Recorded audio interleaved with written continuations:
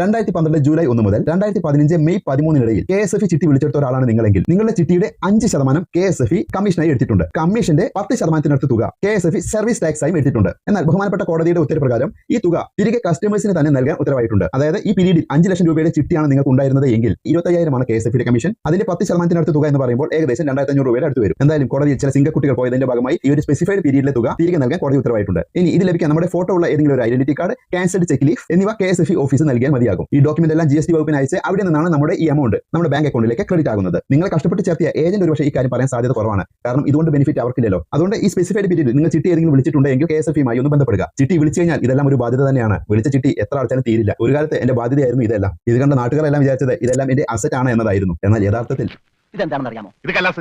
കള്ളാസ്. അവന്റെ പോക്കറ്റിൽ നിന്ന് കിട്ടിയതാ. അവന് കിട്ടാനുള്ള തുകയുടെ ലിസ്റ്റാണിത്. ലക്ഷങ്ങൾ വരും, ലക്ഷങ്ങൾ. ഇപ്പോൾ ഒന്നിന്റെ മാത്രമേ ലഭിച്ചിട്ടുള്ളൂ. ഇനി ബാക്കിയുള്ളതെല്ലാം ഭാവിയിൽ എപ്പോഴെങ്കിലും ലഭിക്കുമെന്ന് നമുക്ക് പ്രതീക്ഷിക്കാം.